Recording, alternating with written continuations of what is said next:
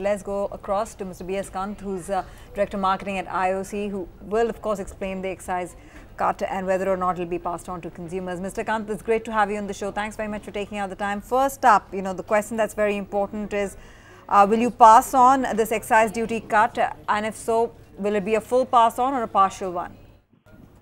Ma'am, the excise duty has been cut by Government of India, and this whole will be passed on to the consumers. And not only the excise duty, but consequential benefits like VAT also, wherever it is ad valorem based on value, that will also comes down.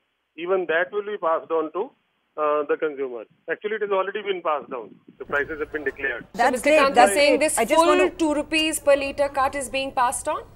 But actually, if you see the reduction in retail selling price, it is more than 2 rupees. So consequential benefits also have been passed on to the consumers. Nothing is being retained by the oil company, in fact. So quantify what is the exact cut that you are passing on to consumers per litre of petrol and diesel?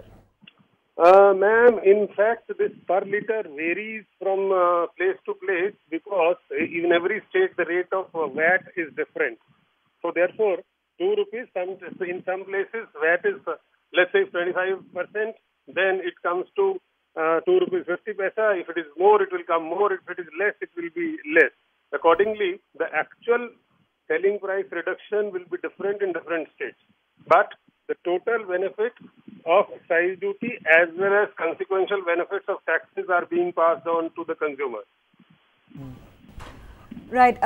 Just wanted to get a sense, is this what will be the formula going forward as well? So if we see prices moving up or down, accordingly there would be accommodation in the excise duty calculation. Is that what the government has kind of indicated to you with this price revision? Ma'am, possibly this response I will not be able to give you because the excise duty reduction or otherwise is done by Government of India. The oil companies have no role as in any other product. We are a marketeer. We do not have any role in that. Whatever Government of India does, whether it is increase or decrease, as it is passed on to the consumer along with the consequential benefits. Canth, what we are trying to understand is what if there is further fluctuation in oil prices from the current levels, and what if prices were to go higher? Do you sense that OMCs have that room to bear a further excise cut or not? See, as far as prices are concerned, retail selling prices are directly related with the international prices. So we have a very transparent formula, and accordingly, on a daily basis, based on moving average of the last 15 days, the product prices are varying in the country. So nothing is retained by oil companies in case the prices are coming down. Likewise, if it is going up, that also it is being borne by the consumer. That's the very concept of daily pricing, and it is directly linked with the international prices of the product. Yes, sir. I think what we are trying to gather from you, Mr. Canth, is that if oil prices, if international crude prices, they go higher, you will increase prices. So that commitment stays. I just want to, get a yes or no on, on that from you. See, oil companies are free to price their products. So there is no Oil companies do not have any buffer either way, plus or minus. Okay. So and therefore, it is linked with the international prices of the product. Please, we need to distinguish. Usually, people try to compare the prices or relate the prices with the crude. Actually, these are not directly related with the crude. As far as the product is concerned, there are situations that the product moves slightly differently in the international market than the crude, depending upon the basically demand and supply of the product. Likewise, crude is traded differently and products are traded differently.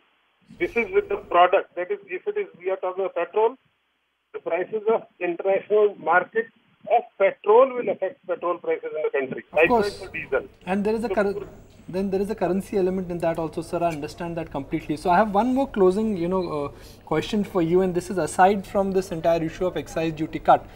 Since you are the director marketing, you also would get a sense on which way diesel demand has moved off late.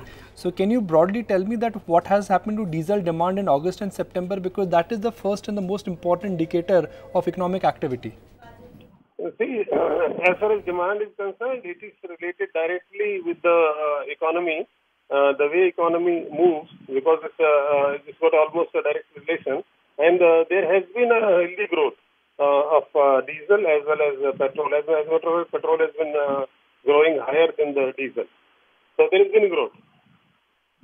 Mr. Canth, just one final word on your marketing margins. How have they panned out? Because we believe that they are healthy, but at these levels, not sustainable. Ma'am, as far as our marketing margins are concerned, basically these do not have much to do with the actual prices, because prices are passed through. Prices of product is passed through. Our margins usually remain where these are. So these remain unaffected. In case prices go up, our margins do not go up.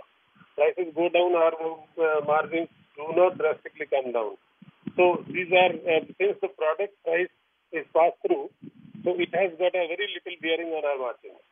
Thank you, Mr. Canth. It's early morning for you and you accommodated this interview request really late minute, so really appreciate that.